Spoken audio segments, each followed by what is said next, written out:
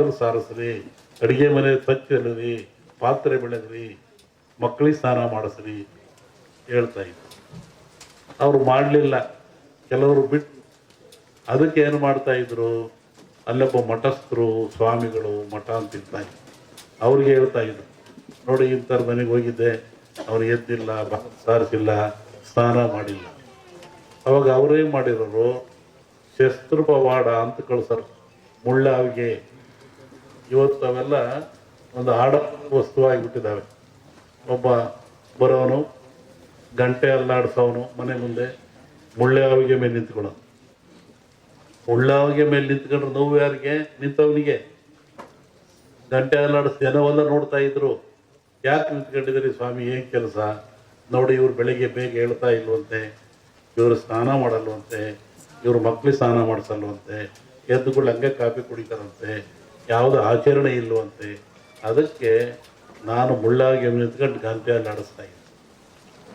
ಒಬ್ಬ ಭಕ್ತನ ಉದ್ಧಾರಕ್ಕಾಗಿ ಒಂದು ಸಮಾಜದ ಏಳಿಗೆ ಎಂಥ ವ್ಯವಸ್ಥೆ ಇಟ್ಟಿತ್ತು ಸಮಾಜ ಹಿಂದೆ.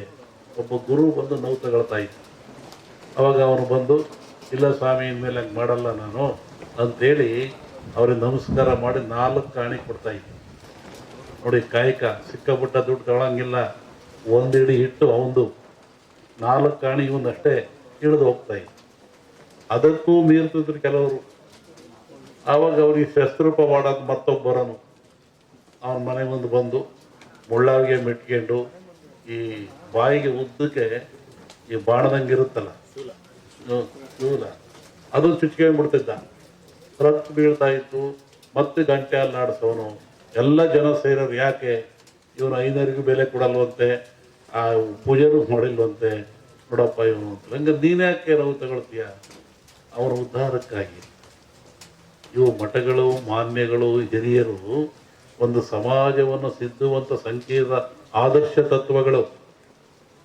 ಅವನು ನೋವು ತಗೊಳ್ತಿದ್ದ, ಮತ್ತೆ ಅವನು ಕೆಳಗಿಳಿತಾ ಇದ್ದ, 1 ಕಾಲು ರೂಪಾಯಿ ತಗೊಂಡು ಹೋಗ್ತಾ ಇದ್ದ. ಇಂತಹ ಒಂದು ವ್ಯವಸ್ಥೆ ಈ ಸಮಾಜದಲ್ಲಿ ಇತ್ತು. ಇವತ್ತು ಅದು ಯಾವುದೂ ಇಲ್ಲ. ಇವತ್ತು 5ನರಿಗೆ ಕರಿಯರು, ಸ್ವಾಮಿಯವ್ರ ಕರಿಯರು, ವಾರ ಕರಿಯರು, ಹಬ್ಬಕ್ಕೆ ಕರಿಯರು, ಅಲ್ಲೂ ಇಲ್ಲ. ಈಗ ಹುಟ್ಟಿದಾಗ ಸತ್ತ 2 ಸತಿ ಕರೀತಾರೆ. ಅದು ಇದು ಇಲ್ಲೂ ಗೊತ್ತಿಲ್ಲ. ಆದ್ರೆ ಇವತ್ತು ನಮ್ಮ ಜಗದೀಶು ನೋಡ್ರಿ, ಎಂಥ ಒಂದು ಸಂಪುರ ಅಂದ್ರೆ ಅಮೇರಿಕವನ್ನು ಮಣಿಪುರ ಅಂತ ಕರೀತಾರೆ. ಅದು ಅಮೇರಿಕ ಒಂದು ದೇಶದಾಗಿರಲಿ, ಎಲ್ಲರೂ ಸೇರ್ಕೊಂಡಿರೋದಲ್ಲಿ. ಶ್ರಾವಣ ಮೇಲೆ ಹೇಳ್ತೀನಿ ಅದ್ರ ಬಗ್ಗೆ. ನೋಡು, ಹೇಳಿದ್ದೀನಿ, ಇನ್ನೂ ನೋಡ್ತಿರ್ಬೇಕಾರೆ. ಹಿಂದೆಲ್ಲ ಹೇಳಿದ್ನಲ್ಲ, ಮೊನ್ನೆ ಹೇಳಿದ, ಕೆಲವು ಮುಳುಗ್ತವೆ ದೇಶಗಳು, ಕೆಲವು ಹೇಳ್ತವೆ, ಹೊಸ ರಾಜ್ಯಗಳು ಉತ್ಪತ್ತಿ ಆಗ್ತವೆ ಅಂತ ಮೊನ್ನೆ ಹೇಳಿದ್ನಲ್ಲ. ಮತ್ತು ಮದ್ದಿಲ್ಲದ ಕಾಯಿಲೆ ಬರುತ್ತೆ, 5 ವರ್ಷ ಇರುತ್ತೆ ಕಾಯಿಲೆ ಅದು. ಮತ್ತು ಕೊರೋನಾ ಬಂತು, ಇದು ಇನ್ನೊಂದು ರೂಪವನ್ನು ತಾಳುತ್ತೆ. ಆದರೆ ಸಾವು ನೋವು ಕಮ್ಮಿ, ಕಾಯಿಲೆ ಮಾತ್ರ ಈ ಸಂವತ್ಸರದಲ್ಲಿದೆ. ಹೊಸ ರೋಗ ಉತ್ಪತ್ತಿಯಾಗಿ ಉಸಿರಿಗೆ ಸಂಬಂಧಪಟ್ಟದ್ದು ಜನ ಆ ಥರ ಸಾಯ್ತಾರೆ. ಆಗ ಭೂಮಿ ಹೇಳಿದ, ಭೂಮಿ ಗುಡ್ಡ ಬಿಡಿ ಉಳ್ತವೆ ಅಂತ ಹೇಳಿದ್ದ.